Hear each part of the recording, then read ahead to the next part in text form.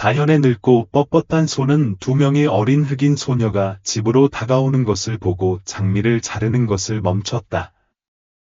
80세의 과부는 쌍둥이가 천천히 그녀의 현관으로 걸어오는 것을 심장이 두근거리며 지켜보았다.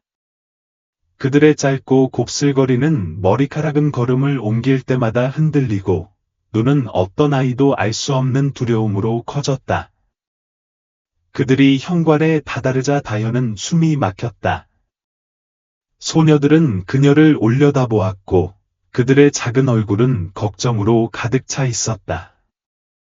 그리고 그들은 속삭임보다 간신히 큰 목소리로 다현의 조용한 삶을 산산이 부수고 그녀가 결코 마주치지 않을 악몽으로 그녀를 끌어들일 말을 했다. 다현이 사랑하는 정원을 가꾸는 동안 벌의 부드러운 윙윙거리는 소리가 나뭇잎의 바스락거림과 어우러졌다. 80세가 된 그녀는 꽃의 생생한 색상과 섬세한 향기에서 위안을 찾았다. 꽃잎 하나하나, 잎 하나하나가 지난날의 추억을 담고 있었다. 그녀의 고인이 된 남편 환우와 함께 나눈 웃음이었다. 그녀가 장미 덤불을 조심스럽게 가지치는 동안 관절염에 걸린 그녀의 손은 숙련된 정밀함으로 움직였다. 그녀의 마음은 과거로 떠돌았다. 그녀는 이 동네가 활기로 가득했던 때를 기억했다. 아이들의 웃음소리가 거리를 따라 울려 퍼지고 이웃들이 울타리 너머로 수다를 떨고 따뜻한 여름 저녁의 뒷마당에서 구운 바베큐의 편안한 향기가 공기를 가득 채웠다. 이제 거리는 으스스하게 조용했다. 원래 가족 중 많은 사람들이 이사를 갔고 그들의 집은 비어 있거나 혼자 지내는 낯선 사람들이 차지하고 있었다. 다현은 동네의 활기찬 과거와 남아있는 몇 안 되는 연결고리 중 하나였다. 그녀는 잠시 멈춰서 정원 장갑의 뒷면으로 이마를 닫고 옆집의 텅 빈 집을 바라보았다. 그 집은 몇 달 동안 매물로 나와 있었고 뚜렷한 판매 중 간판은 시대의 변화를 끊임없이 상기시켜 주었다. 다현은 한숨을 쉬며 외로움의 무게가 어깨를 누르는 것을 느꼈다. 그녀가 가지치기를 하려고 할 때 어떤 소리가 그녀의 주의를 끌었다. 멀리서 들리는 엔진의 울림이 더 커졌고 다현의 심장은 기대감으로 두근거렸다. 그녀는 큰 이사 트럭이 거리를 따라 덜커덕거리며 움직이는 것을 지켜보았고 빈집 앞에서 브레이크가 살짝 삐걱거렸다. 다현의 눈은 호기심으로 커졌다. 새로운 이웃, 이렇게 오랜 시간 만에? 그녀는 흥분의 깜빡임을 느낄 수밖에 없었고 가슴에 작은 희망의 불꽃이 타올랐다. 아마도 이것이 동네에 필요한 변화였을 것이다. 예전의 활력을 되찾을 기회였을 것이다. 정원 가꾸기에 바쁘게 보이려고 애쓰며 지켜보는 동안 다현의 마음은 가능성으로 가득 찼다. 그들은 어린 가족일까? 거리의 아이들의 웃음소리를 다시 불러일으키는 것일까? 아니면 은퇴한 부부일까? 오후 티타임과 이야기를 나눌 잠재적 동반자. 다현이 새로운 이웃을 처음 볼 때까지 기다리면서 기대감이 고조되었다. 그녀는 친근한 얼굴, 그녀가 오랜 세월에 걸쳐 천천히 사라지는 것을 지켜본 조용한 지역사회에 새로운 활력을 불어넣을 사람들을 바랐습니다. 다현이 거의 감추지 않은 관심으로 지켜보는 동안 30대 초반의 여성이 움직이는 트럭의 조수석에서 나타났습니다. 그녀의 피부는 짙은 흑단색이었고 그녀가 입은 밝은 노란색 선드레스와 아름답게 대조되었습니다. 그녀는 새로운 주변 환경을 살피면서 그녀의 얼굴에 흥분과 불안이 뒤섞인 표정을 지었습니다. 그녀 바로 뒤를 따라 두 어린 소녀가 있었습니다. 트럭에서 뛰어내리면서 그들의 똑같은 머리띠가 흔들렸습니다. 그들은 6살 정도 되어 보였고 그들의 눈에 띄는 닮은 꼴은 그들이 쌍둥이라는 것을 의심할 여지가 없었습니다. 그들은 낯선 동네를 바라보면서 호기심으로 눈을 반짝였습니다. 다현의 마음은 아이들을 보고 따뜻해졌습니다. 어린 목소리의 소리가 그들의 거리를 가득 채운 지 너무 오래되었습니다. 그녀는 이미 미소를 지으며 이 작은 것들이 동네에 어떤 활력을 가져다 줄지 상상하고 있었고, 다현이 손을 들어 환영의 손을 흔들려고 할 때 트럭 운전석 쪽에서 움직이는 것이 그녀의 주의를 끌었다. 30대 후반이나 40대 초반으로 보이는 백인 남성이 내렸다. 그는 근육질에 팔을 쭉 뻗고 비판적인 눈으로 집과 동네를 살폈다. 다현의 눈썹이 혼란스러워 살짝 찌푸려졌다. 그녀 앞에 펼쳐진 광경은 그녀의 초기 가정과 약간 달랐다. 그녀는 그 남자가 여자의 남편이자 여자의 아버지일 것이라고 예상했지만 두 사람의 외모가 너무 달라서 그녀는 잠시 멈췄다. 아마도 그는 새로운 남자친구일 거야. 다현이 마음속으로 이야기를 구성하며 중얼거렸다. 아마도 그녀는 최근에 이혼했고 그들은 함께 새로운 삶을 시작하고 있을 거야. 요즘은 흔한 상황이 아니겠지만 그녀는 잔잔한 불안감을 떨칠 수 없었다. 다현의 시선을 감지한 듯 그 여인은 돌아섰고 두 사람의 눈이 마주쳤다. 새로 온 사람의 얼굴에 따뜻한 미소가 번졌고 다현은 즉시 공감을 느꼈다. 그녀는 친절하게 손을 흔들었고 그녀도 그의 반응에 미소가 커졌다. 그 순간은 짧았지만 의미심장했다. 그 단순한 대화에서 다현은 희망의 불꽃을 느꼈다. 어쩌면 이 새로운 가족이 동네에 절실히 필요한 삶과 따뜻함을 되돌려 줄지도 모른다. 지역 회사 로고가 있는 이삿짐 트럭은 몇 개의 가방만 내리고 떠났다. 다현은 이상하게 생각했다. 보통 새 주민들은 가구와 상자가 가득 찬 트럭을 가지고 왔다. 이 가족은 이름도 없이 정말 새로운 삶을 시작하는 듯했다. 다현은 당장 다가가서 자기 소개를 하고 싶었지만 참았다. 그들이 자리를 잡으려면 시간이 좀 필요할 거야. 그녀는 생각하며 그들에게 공간을 주기로 했다. 나중에 환영 인사와 소개를 할 시간은 충분할 거야. 다현은 흥분과 호기심이 뒤섞인 채 정원 가꾸기로 돌아갔고 마음은 새로운 이웃에 대한 생각으로 가득했다. 그녀는 새로운 우정과 조용한 거리에 다시 공동체 의식이 생길 가능성을 고대했다. 해가 지기 시작하면서 동네의 따뜻한 빛이 비추자 다현은 정원 가꾸기 도구를 챙겨 안으로 들어갔다.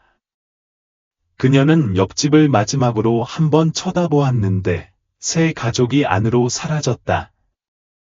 커튼이 쳐져 있었고 안에서는 아무 소리도 나지 않았다. 다현은 무언가 약간 이상하다는 느낌을 떨칠 수 없었지만 그 생각을 밀어냈다. 어리석은 짓 하지 마. 그녀는 스스로를 꾸짖었다. 그냥 이사 때문에 지친 거겠지. 그러고 나서 그녀는 자신의 문을 닫고 다가올 날들이 어떻게 될지 기대했다. 동네에 저녁이 찾아오자 다현은 아늑한 거실에 있었고 매일 밤의 의식에서 느낄 수 있는 친숙한 편안함에 안겨 있었다. 텔레비전의 부드러운 빛이 벽난로의 따뜻한 깜빡임과 어우러져 벽에 춤추는 그림자를 드리웠다. 그녀는 손에 섬세한 도자기 찻잔을 쥐고 있었고 그녀가 가장 좋아하는 카모마일 블렌드에서 김이 살짝 올라왔다. 이 조용한 순간은 한때 그녀의 고인이 된 남편 환우와 함께 나누는 소중한 일상이었다. 이제 그것은 그의 부재에 대한 위로이자 가슴 아픈 상기가 되었습니다. 다현의 눈은 그녀 맞은편에 있는 빈 안락의자로 옮겨갔고 환우의 친절한 미소와 그들이 하루를 이야기하는 동안에 그의 부드러운 웃음소리를 거의 볼 수 있었습니다. 집이 부드럽게 삐걱거리며 밤으로 가라앉았고 다현은 카디건을 어깨에 더 가까이 끌어당겼습니다. 그녀는 텔레비전에 집중했는데 자연 다큐멘터리가 먼 열대 우림의 고요한 아름다움을 보여주었습니다. 내레이터의 부드러운 목소리와 고요한 장면은 이러한 조용한 순간에 종종 스며드는 외로움의 아픔을 완화하는 데 도움이 되었습니다. 저녁 시간. 다현이 불의 따뜻함과 차분한 차에 의해 졸리기 시작했을 때 갑자기 날카로운 소리가 그녀를 경각심으로 흔들었습니다. 무거운 것이 떨어지거나 문을 세게 닫는 것과 같은 큰 쿵 소리가 밤새도록 울려 퍼졌습니다.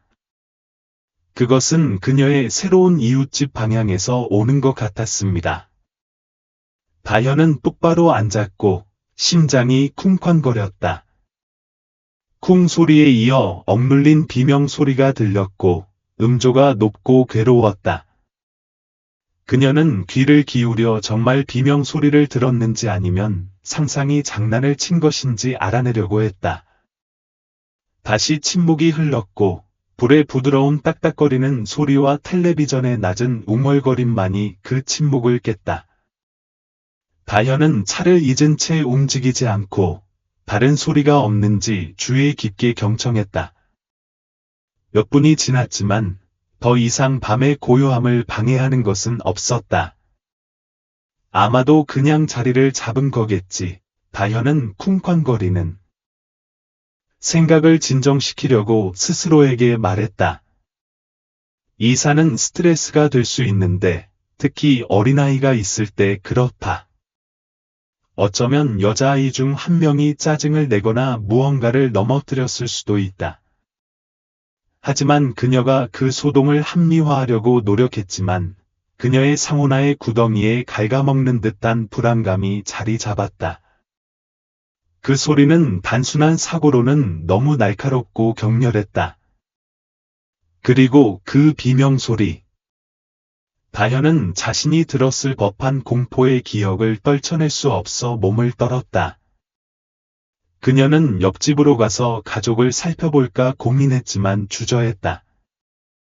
늦었고 그녀는 호기심이 많거나 방해가 되는 것처럼 보이고 싶지 않았다. 결국 그녀는 그들을 잘 알지 못했다. 아마도 과잉 반응일 거야. 그녀는 스스로에게 말하며 불편함을 떨쳐내려고 노력했다. 다현은 식은 차를 마시고 잠자리에 들 준비를 했다. 그녀는 텔레비전을 끄고 불을 피우고 천천히 위층으로 올라갔다. 하지만 침대에 누워 천장을 응시하는 동안에도 뿌리 내린 불안한 기분을 떨쳐낼 수 없었다. 다현은 잠이 들며 결정을 내렸다. 상우는 케이크를 굽고 새로운 이웃을 제대로 맞이할 것이다. 이웃답게 해야 할 일이었고 어쩌면 그녀의 마음을 편안하게 해줄지도 모른다. 다음날 아침은 밝고 맑게 밝았고 전날 밤의 불안한 사건들은 밝은 낮의 빛 속에서 멀어져 가는 듯 했습니다. 다현은 일찍 일어나서 남은 걱정을 제쳐두고 새 이웃을 맞이할 계획에 집중하기로 결심했습니다. 주방에서 그녀는 익숙한 빵 굽기 루틴으로 바빴습니다. 그녀는 고전적인 레몬 드리즐 케이크를 선택했습니다. 어머니로부터 물려받은 레시피로 항상 얼굴에 미소를 가져다 주었습니다. 그녀가 섞고 재는 동안 주방은 감귤과 바닐라의 편안한 향으로 가득 찼습니다. 케이크가 구워지는 동안 다현은 예쁜 꽃무늬 블라우스와 가장 좋아하는 카디건을 골라 정리했습니다.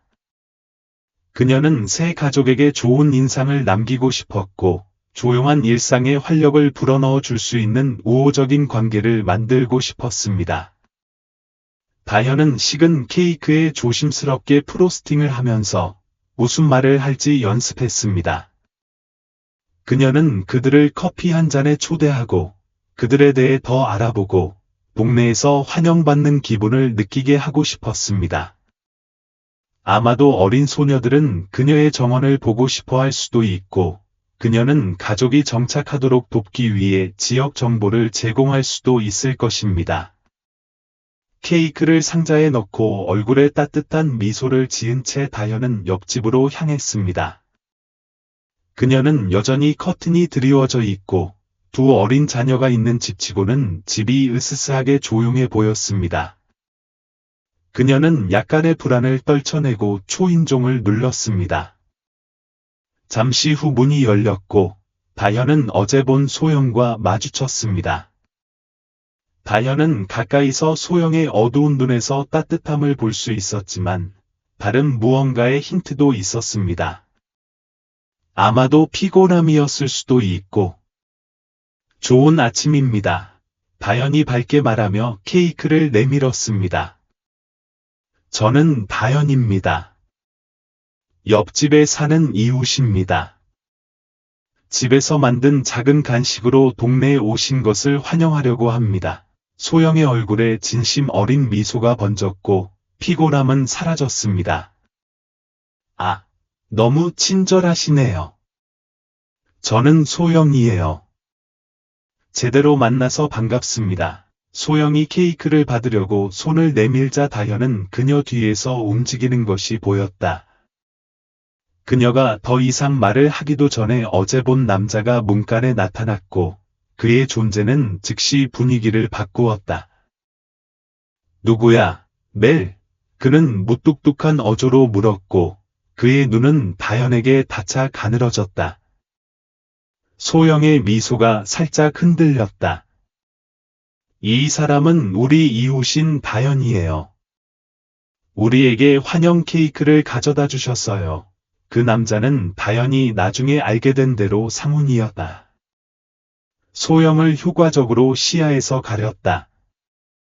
저는 소영의 남자친구 상훈이에요. 그는 짧고 환영하지 않는 목소리로 말했다. 케이크 고맙지만 오늘은 꽤 바빠요. 짐을 풀어야 할 게 많아요. 다현은 그의 무시하는 어조에 가슴이 철렁 내려앉는 것을 느꼈다. 아, 물론 알겠어요.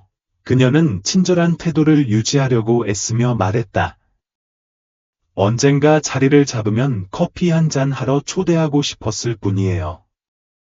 당신을 더 잘 알게 되면 좋겠어요. 상훈의 자세가 굳어졌고 그는 마치 집 안이 보이지 않게 하려는 듯 문을 반쯤 닫아두었다. 그럴 필요 없어요. 그는 단호하게 말했다. 우리는 사생활을 중시하는 사람들이거든요. 뭔가 필요하면 알려드릴게요. 상훈 뒤에서 다현은 소영의 얼굴을 잠깐 보았다. 따뜻함은 체념한 실망의 표정으로 바뀌었다. 그녀는 다현에게 조용히 고맙다고 입술로 말했다. 상훈은 케이크 상자를 들고 문을 닫기 시작했다.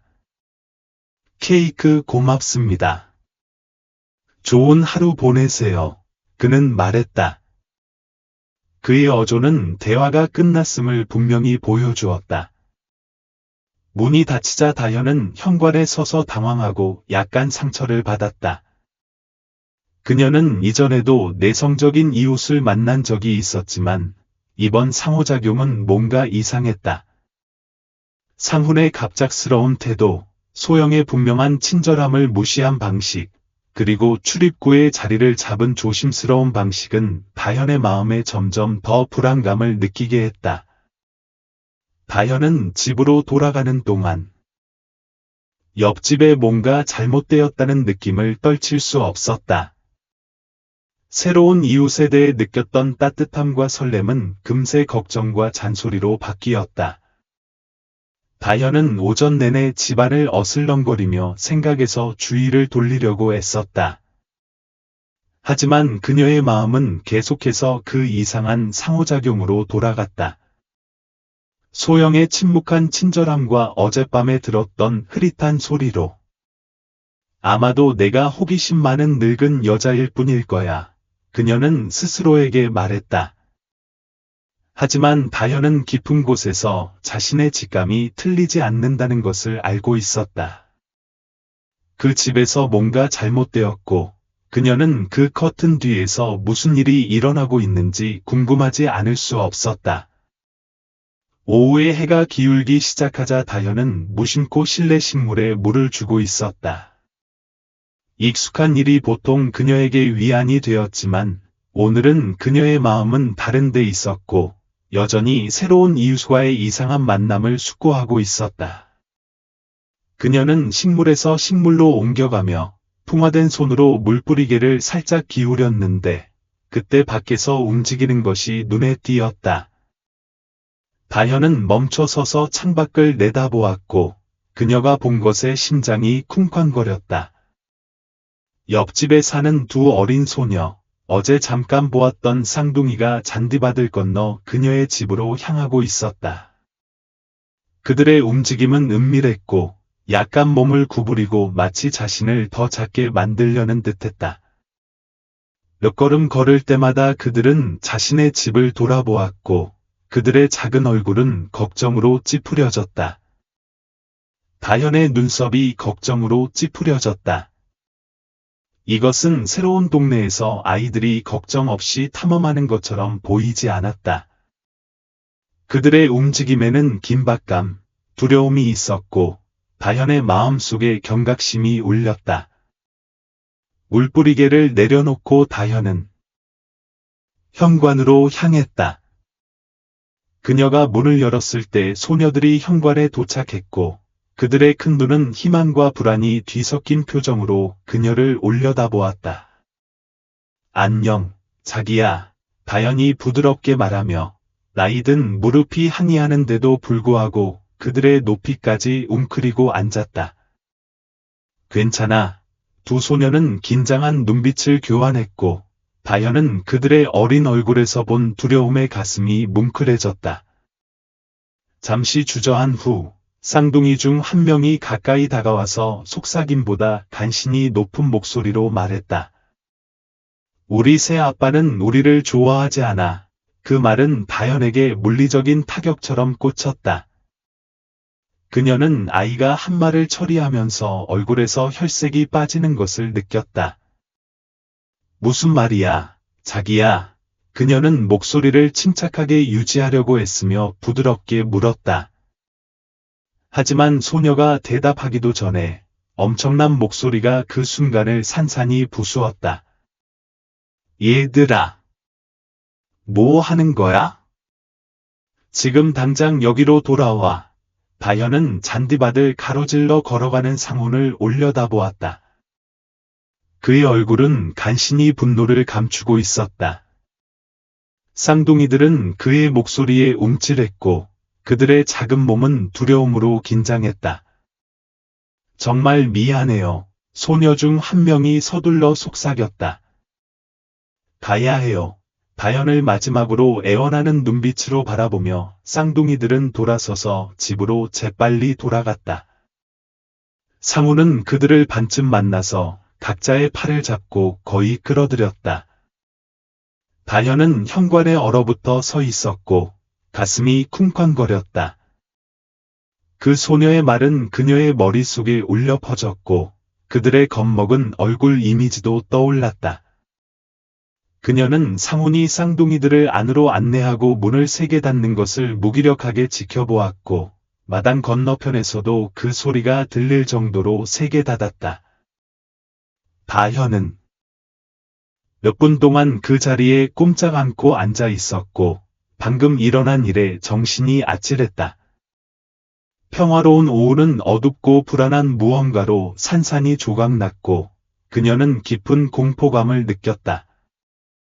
문을 쾅 닫는 소리가 사라지자 다현은 천천히 집으로 돌아갔다. 가장 좋아하는 안락의자의 몸을 숙이자 손이 떨렸고 방금 본 일의 무게가 어깨에 무겁게 실렸다. 우리 새 아빠는 우리를 싫어해. 어린 소녀가 속삭이는 말이 다현의 머릿속에서 반복되었고 매번 반복될 때마다 그녀에게 새로운 걱정의 물결이 밀려왔다. 쌍둥이들의 겁먹은 얼굴과 상훈이 그들을 공격적으로 대하는 모습이 떠올랐다. 다현은 상황을 이해하려고 애쓰며 생각이 쇄도했다. 그녀가 과민하게 반응한 것일까?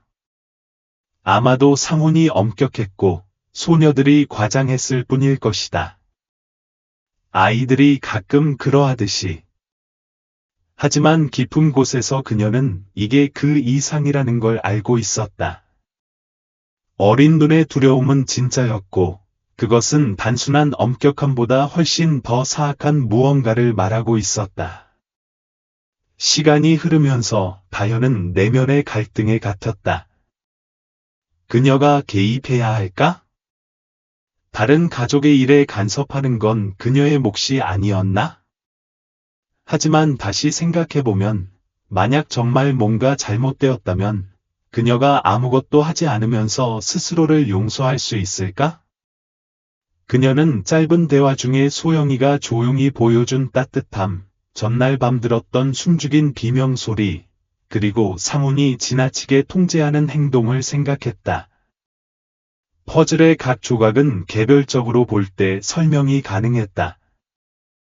하지만 함께 보면 다연히 무시할 수 없는 불안한 그림이 그려졌다. 환우는 어떻게 할까? 그녀는 큰 소리로 물으며 고인이 된 남편의 기억에서 지침을 구했다. 그녀는 그의 부드러운 목소리가 본능을 믿고 아이들의 복지에 관해서는 조심하는 편이 낫다고 재촉하는 것을 거의 들을 수 있었다. 다현은 떨리는 손으로 옆 탁자에 놓인 전화기를 잡았다. 그녀의 손가락은 키패드 위에 머물렀고 의심이 다시 한번 스며들었다. 그녀가 틀렸다면? 그녀가 무고한 가족에게 문제를 일으킨다면? 하지만 그녀는 쌍둥이의 애원하는 표정과 자신을 작고 보이지 않게 만들려고 애쓰는 구부정한 어깨를 떠올렸다. 어떤 아이도 자신의 집에서 그런 감정을 느껴서는 안 된다. 심호흡을 한 다현은 911에 전화를 걸었다. 전화가 울리자 그녀는 자신이 옳은 일을 하고 있기를 조용히 기도했다. 911, 무슨 긴급 상황이에요? 교환수의 차분한 목소리가 전화선을 통해 들려왔다. 다현의 목소리가 떨리며 말을 시작했다. 저는 이게 긴급 상황인지 잘 모르겠지만 저는 새로운 이웃, 특히 아이들이 매우 걱정됩니다. 당신이 걱정되는 게 뭔지 더 말씀해 주시겠어요? 부인, 교환수가 참을성 있게 물었다.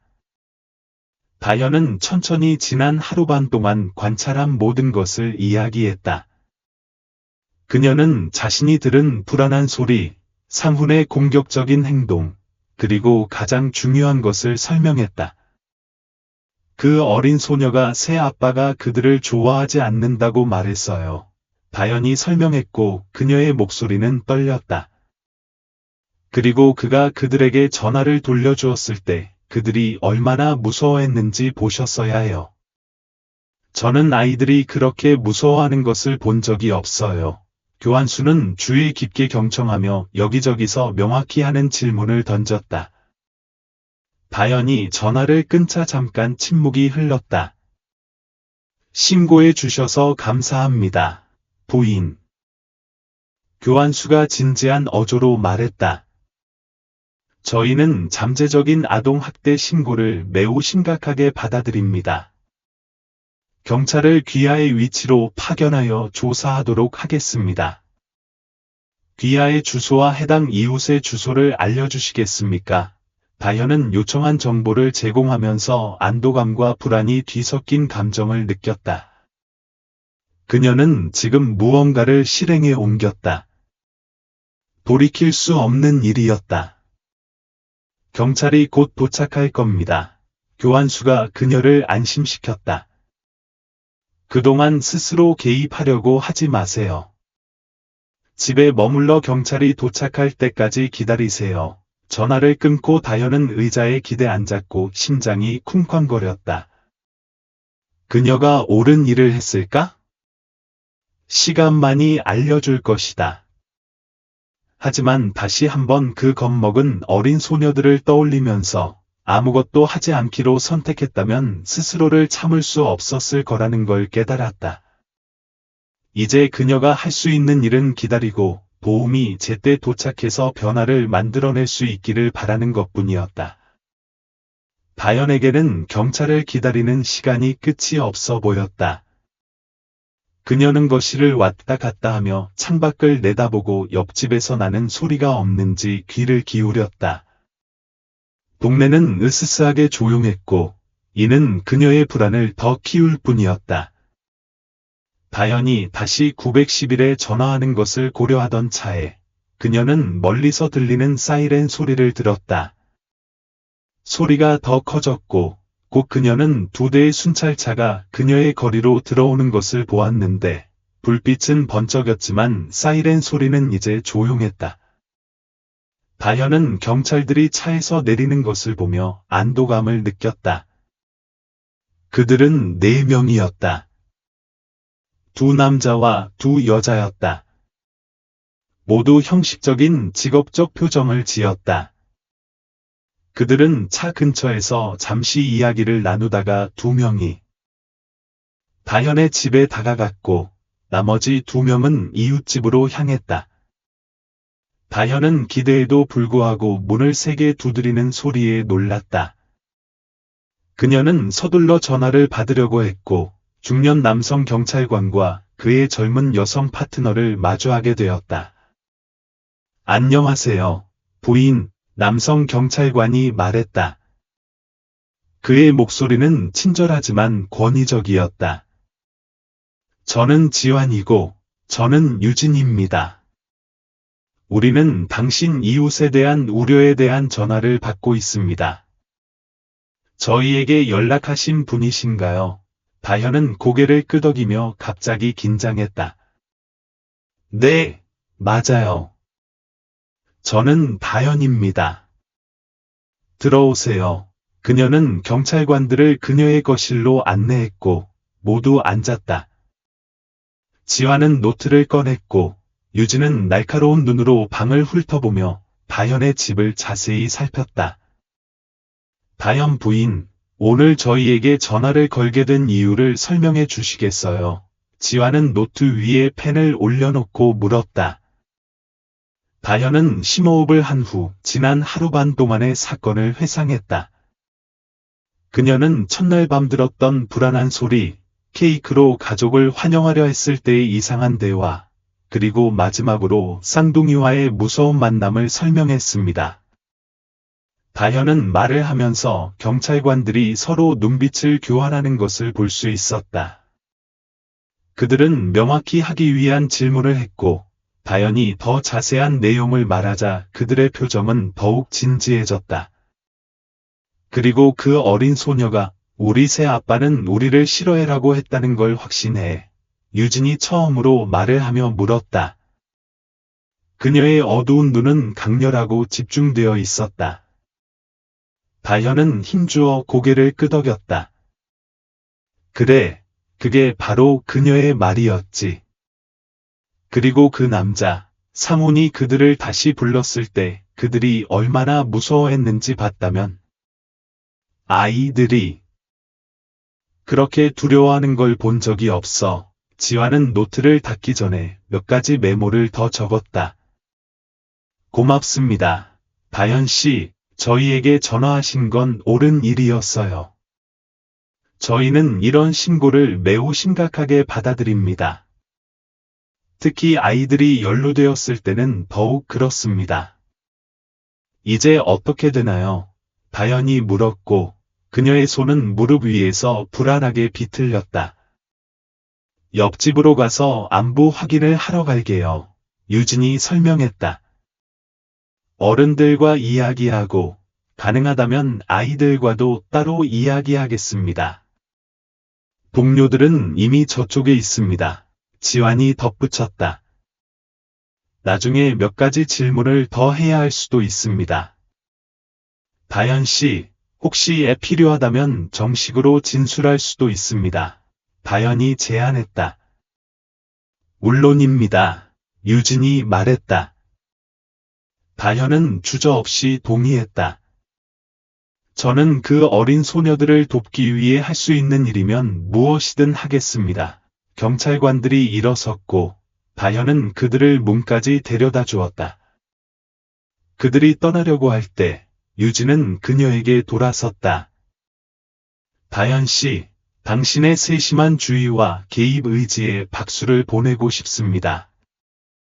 많은 사람들이 자신의 우려를 무시했거나 자기 일이 아니라고 스스로 확신했을 겁니다. 오늘 당신의 행동이 정말 큰 변화를 가져왔을지도 모릅니다. 다현은 경찰관의 말에 목구멍에 덩어리가 생기는 것을 느꼈다. 저는 모든 것이 잘 되기를 바랄 뿐입니다. 그녀가 부드럽게 말했다. 우리는 할 수 있는 모든 것을 다 할게. 지환이 그녀를 안심시켰다. 당분간은 안에 있어. 시간이 되면 알려줄게. 경찰들이 옆집으로 향하자 다현은 문을 닫고 기대어 섰다. 심장이 쿵쾅거렸다. 그녀는 소영과 쌍둥이의 안전을 위해 묵묵히 기도를 올렸고 최악의 두려움이 확인되지 않기를 바랐다. 다현은 창문을 통해 경찰들이 이웃집으로 다가오는 것을 지켜보았다. 그녀는 그들이 두드리는 것을 보았다. 잠깐. 그리고 다시 두드리는 것을 보았는데 더 세게 두드렸다. 그녀 앞에 펼쳐진 광경은 초현실적이었다. 그녀의 조용한 교회 거리가 아니라 텔레비전 드라마에서 튀어나온 것 같다. 다현은 창문에서 현관문이 마침내 열리는 것을 보았다. 소영이 문간에 나타났고 그녀의 바디 랭귀지는 긴장되고 경계하는 듯했다. 멀리서도 다현은 그 여자가 경찰들과 집안의 무언가 또는 누군가 사이를 불안하게 움직이는 것을 볼 수 있었다. 경찰관들은 소영에게 몇 분간 말을 걸었는데 위협적이지는 않았지만 단호한 자세였다. 다현은 무슨 말인지 알아들을 수 없었지만 소영이 고개를 끄덕이고 어깨를 살짝 숙인 것을 보았다. 경찰관들이 안으로 초대받을 것 같았을 때 상훈의 당당한 모습이 소영의 뒤에 나타났다. 마당 건너편에서도 다현은 그에게서 적대감이 뿜어져 나오는 것을 느낄 수 있었다. 그의 얼굴은 찌푸려져 있었고 그의 몸은 소영을 보호하듯이 아니면 소유욕이 강했을까 뒤에 있었다. 다현은 긴장된 장면이 펼쳐지는 것을 지켜보며 심장이 쿵쾅거렸다.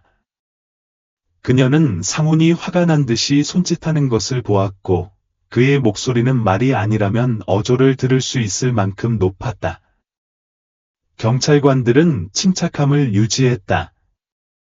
한 명은 달래는 듯한 태도로 말을 했고 다른 한 명은 상훈의 점점 더 흥분하는 움직임을 주시했다. 영화처럼 느껴졌지만 아마도 몇 분 정도였을 것이다. 다현은 경찰관 중 한 명, 그녀가 앞서 말했던 여자 경찰관이 소영을 부드럽게 옆으로 끌고 가는 것을 보았다. 상훈은 따라가려는 듯 움직였지만 남자 경찰관이 그들 사이로 들어섰고 그의 자세는 확고하고 굽히지 않았다. 문 앞에서의 충돌이 계속되었고 상훈은 점점 더 흥분했다. 그의 목소리가 더 높아졌고 다현은 이제 그의 분노에 찬 항의의 일부를 알아들을 수 있었다. 권리가 없어. 사유재산. 자네 일이나 해. 남자 경찰관은 흔들리지 않았고 그의 차분한 태도는 상훈의 분노가 커지는 것과는 극명하게 대조되었다. 다현은 상황이 칼날 위에서 흔들리는 것을 지켜보며 시원한 창문 유리에 손을 짚었다. 쌍둥이는 어디에 있었을까? 그녀의 눈은 집 안을 조금 들여다보았다. 그들은 이 충돌을 목격했을까? 그 어린 소녀들이 어딘가에서 두려움에 떨고 있다는 생각이 다현의 가슴을 아프게 했다. 갑자기 상훈의 목소리가 고함 소리로 높아졌다. 이럴 수 없어. 너 혼자 그녀에게 말할 권리가 없어. 다현은 상훈이 앞으로 뛰어드는 것을 보고 숨을 헐떡이며 마치 소영을 붙잡으려는 듯 손을 내밀었다. 순식간에 경찰관들의 침착한 표정이 산산이 조각났다. 남자 경찰관은 재빨리 움직여 상훈을 제지했고 그의 파트너는 소영을 문에서 더 멀리 데려갔다. 현장은 혼란에 빠졌다. 상훈은 분노로 얼굴이 일그러진 채 경찰관과 몸부림쳤다. 더 많은 고함이 터져 나왔다. 다현은 순찰차 옆에서 기다리고 있던 다른 두 경찰관이 동료들을 돕기 위해 달려가는 것을 보았다. 소란 속에서 다현은 위층 창문에서 움직임을 엿보았다. 두 개의 작은 얼굴이 잠깐 내다보았다가 다시 사라졌다. 쌍둥이. 펼쳐지는 드라마를 목격하고 있었다. 다현의 손이 그녀의 입으로 날아갔고 그녀의 눈에는 눈물이 고였다. 이게 다 그녀의 잘못이었지? 그녀는 전화통화로 이 일을 일으켰다. 하지만 죄책감이 그녀를 압도하려 했지만 A의 그녀의 마음 뒤에서 작은 목소리가 그녀가 옳은 일을 했다고 속삭였다. 지금 무슨 일이 일어나고 있든 그것은 숨겨져 있던 무언가를 밝혀내고 그림자 속에서 곪아 있었다. 상훈이 강제로 제지당하고 소영이 여경에게 끌려가는 것을 지켜보면서 다현은 또다시 묵묵히 기도했다. 그녀는 소영의 힘, 쌍둥이의 안전, 정의가 이루어지기를 기도했다. 조용한 오후가 폭풍으로 변했고 다현은 다시는 아무것도 예전과 같지 않을 거라는 걸 알았다. 그녀가 지금 할 수 있는 일은 이 혼란 속에서 소영과 그녀의 딸들에게 더 나은 미래가 나타나기를 바라는 것뿐이었다. 큰 진달래 덤불에 반쯤 가려진 소영은 유진과 함께 서 있었다. 다현은 멀리서도 젊은 여성의 자세에서 긴장감을 볼 수 있었다. 소영의 팔은 마치 자신을 붙잡으려는 듯 그녀를 꽉 감싸고 있었다.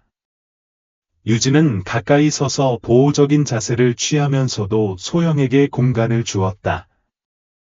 다현은 그들의 대화를 들을 수 없었지만 유진이 부드럽게 말하는 것을 볼 수 있었고 그녀의 표정은 동정심이 가득했다.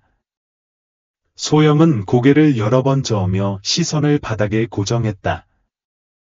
경찰관은 계속해서 부드럽게 달래며 다현은 천천히 소영의 결심이 무너지는 것을 보았다.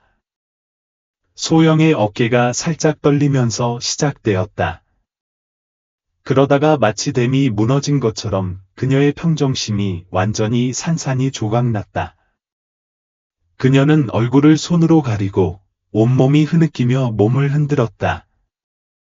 유진은 소영의 팔에 위로하는 손을 얹고 다현은 들을 수 없지만 안심과 지지로 가득. 참 말을 했다. 소영은 몇 분간 울었고 수년간 억눌렸던 감정이 쏟아져 나왔다. 다현은 그 젊은 여성을 위해 마음이 아팠고 그녀 스스로 위로해 줄 수 있기를 바랐다. 마침내 소영의 흐느낌이 가라앉고 그녀는 말을 하기 시작했다. 그녀의 말에는 딸꾹질과 훌쩍임이 섞여 있었다. 다현은 단어는 알아들을 수 없었지만 소영이 말할 때 그녀의 얼굴에 새겨진 고통은 볼 수 있었다.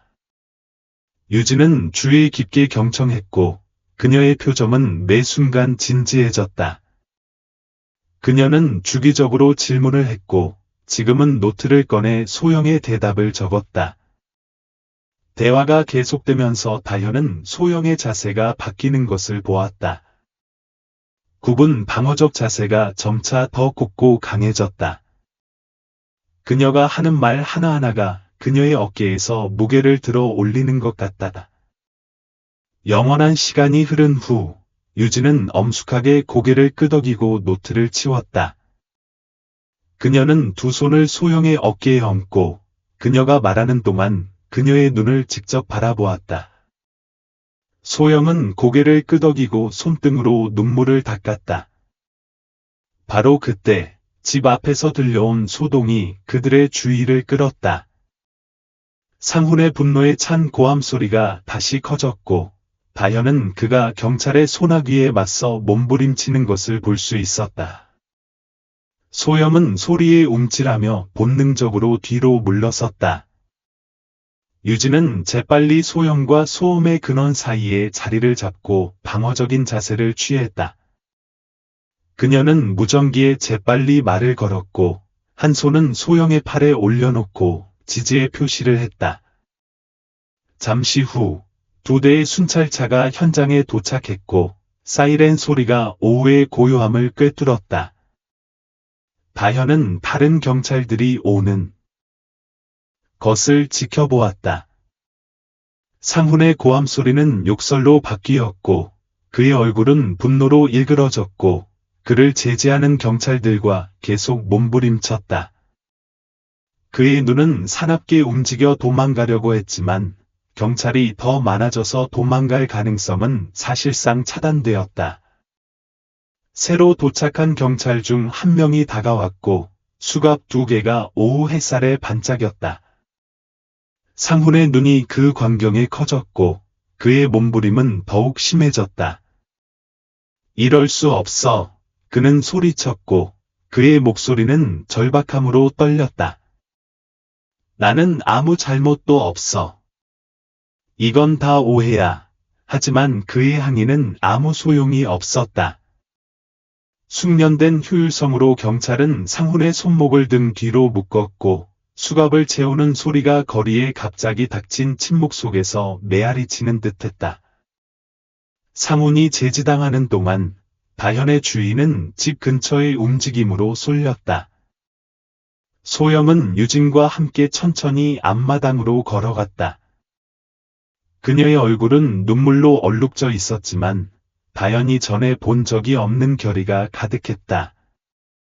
상훈의 시선이 소영에게 고정되었고 그의 태도는 순식간에 바뀌었다. 멜, 자기야, 이게 다 실수라고 말해. 그는 애원하며 그의 목소리는 애원조로 바뀌었다. 내가 너와 그 여자애들을 사랑한다는 걸 알잖아. 우리는 행복하지?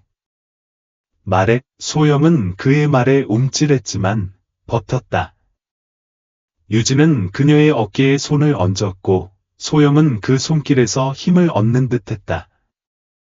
그녀는 턱을 들어올리고 조용하지만 단호한 목소리로 말했다. 더 이상 거짓말은 그만해, 상훈. 끝났어. 상훈의 얼굴이 다시 한번 분노로 일그러졌다. 이 은혜를 모르는 뱀. 그는 으르렁거리며 제지에도 불구하고 소영을 향해 달려들었다. 그를 붙잡고 있던 경찰관들이 그를 더 세게 잡아당겨 뒤로 잡아당겼다. 그만해. 경찰관 중 한 명이 엄하게 말했다. 가정폭력과 아동학대 혐의로 체포합니다. 침묵할 권리가 있습니다. 당신이 하는 말은 법정에서 당신에게 불리하게 사용될 수 있습니다. 경찰이 상훈에게 권리를 계속 읽어주는 동안 다현은 소영이 어깨에서 무거운 짐을 내려놓은 듯 살짝 처져 있는 것을 보았다.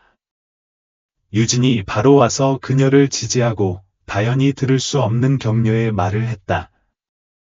이 광경을 지켜보기 위해 모인 이웃들이 서로 중얼거리기 시작했다. 다현은 소영을 바라보는 그들의 얼굴에 충격과 불신이 섞인 것을 볼 수 있었다.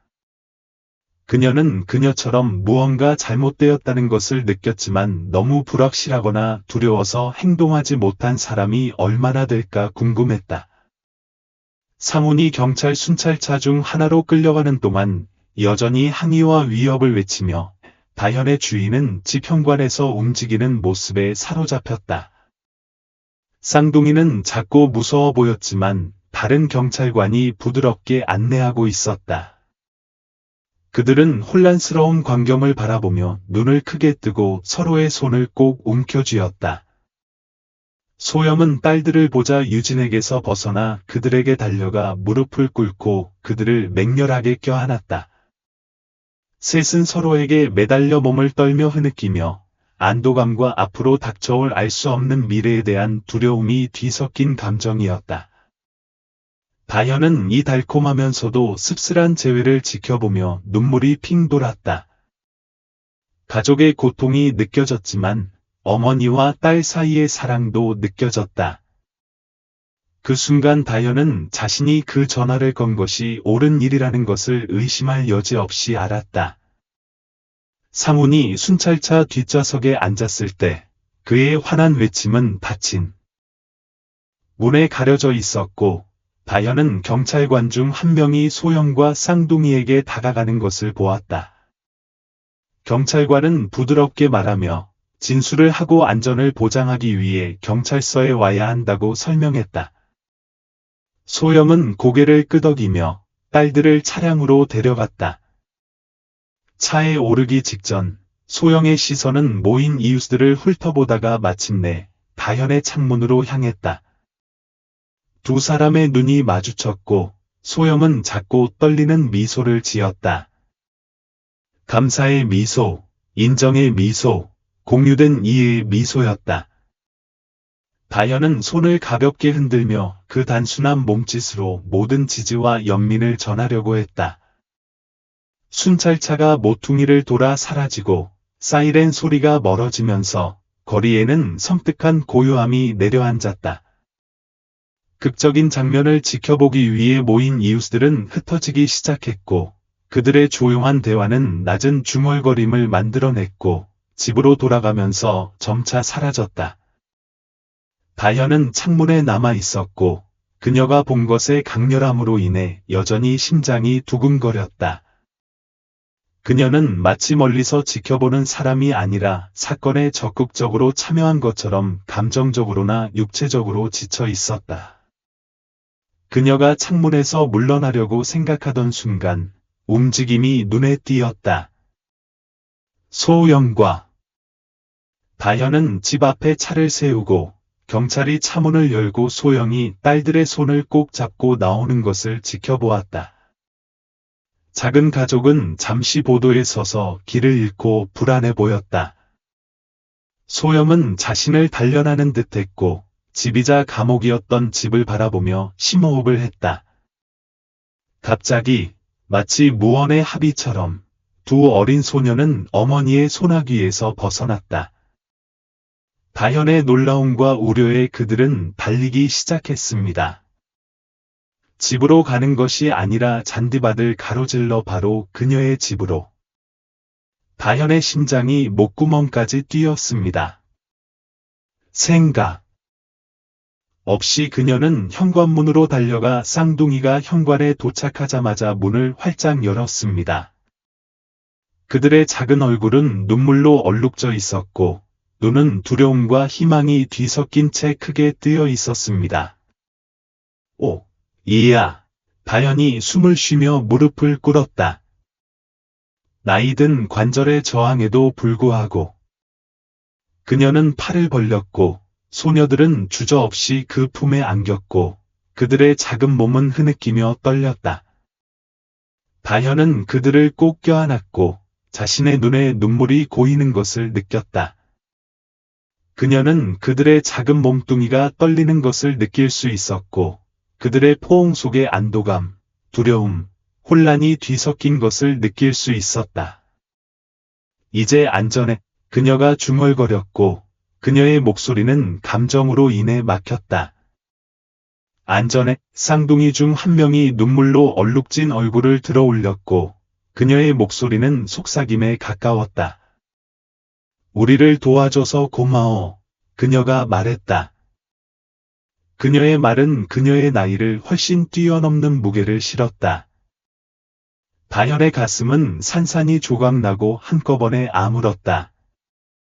그녀는 소녀들을 더 꼭 껴안았고 앞으로 닥칠 모든 고통과 불확실성으로부터 그들을 보호하고 싶었다. 너희는 정말 용감해. 그녀가 부드럽게 말했다. 둘 다 주변 시야의 움직임이 보이자 다현은 고개를 들었다. 소영은 잔디밭을 가로질러 걸어가고 있었고 발걸음은 주저했지만 단호했다. 현관에 다다르자 다현은 그 젊은 여성의 얼굴에 수많은 감정이 스며드는 것을 볼 수 있었다. 감사, 부끄러움, 안도, 두려움. 정말 미안해요. 소영이 떨리는 목소리로 말을 시작했다. 무슨 말을 해야 할지 모르겠어요. 어떻게 감사해야 할지. 다현은 고개를 저으며 쌍둥이를 꼭 껴안았다. 고맙다고 말할 필요 없어요. 그녀가 부드럽게 말했다.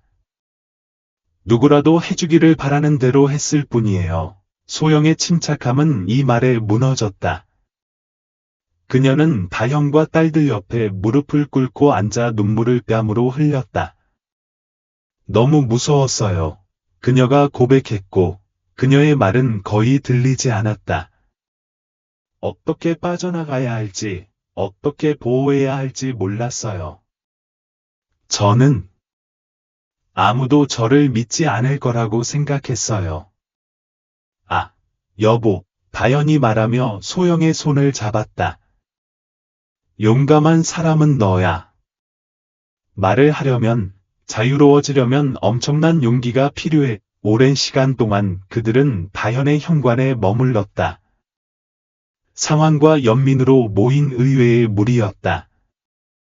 쌍둥이는 다현과 어머니 사이에 자리 잡았고 그들의 흐느낌은 점차 딸꾹질로 가라앉았다. 소영은 마치 나이 든 여성의 꾸준한 존재에서 힘을 얻는 듯 다현의 손을 꽉 잡았다.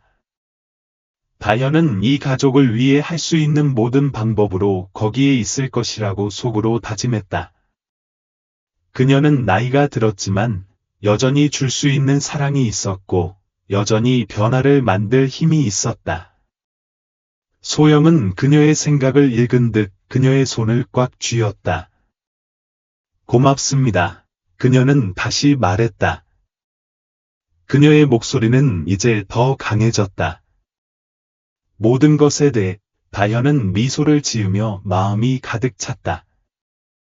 우리는 함께 이겨낼 거야. 그녀는 약속했다. 상훈이 체포된 후 다현의 역할은 걱정하는 이웃에서 소영과 쌍둥이를 든든히 지지하는 사람으로 바뀌었다. 그녀의 조용한 집은 그들이 삶을 재건하기 시작하면서 작은 가족에게 안식처가 되었다.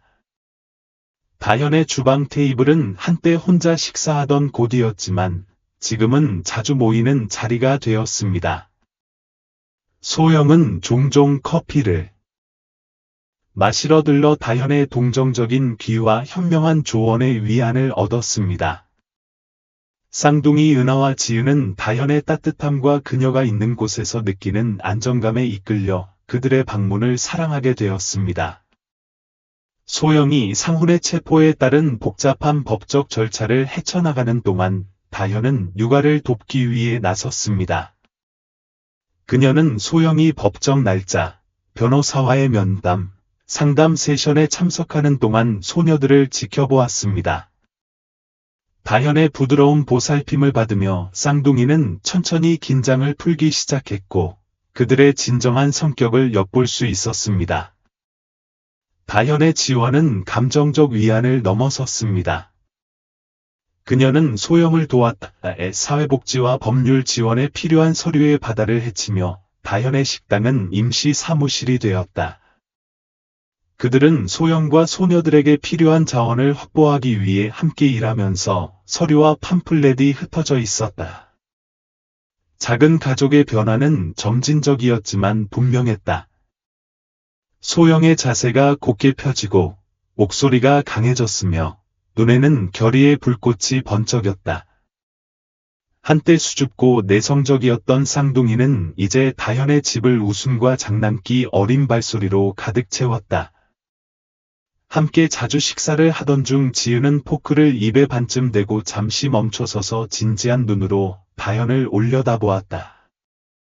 당신이 우리의 수호천사예요. 그녀는 순진하게 물었다. 다현은 감정으로 가슴이 쿵쾅거리는 것을 느꼈다. 오, 자기야. 그녀는 부드러운 목소리로 대답했다. 저는 그저 신경 쓰는 이웃일 뿐이에요. 소영은 테이블 너머로 손을 뻗어 다현의 손을 잡았다. 당신은 그보다 훨씬 더 많은 존재예요. 그녀는 감사의 눈빛으로 빛났다. 당신이 없었다면 어떻게 지냈을지 모르겠어요. 다현은 새로 찾은 가족의 얼굴을 둘러보며 그들이 치유되도록 돕는 과정에서 자신도 치유를 찾았다는 것을 깨달았다. 환우가 세상을 떠난 후로 그녀를 괴롭혔던 외로움은 목적의식과 연결감으로 대체되었다.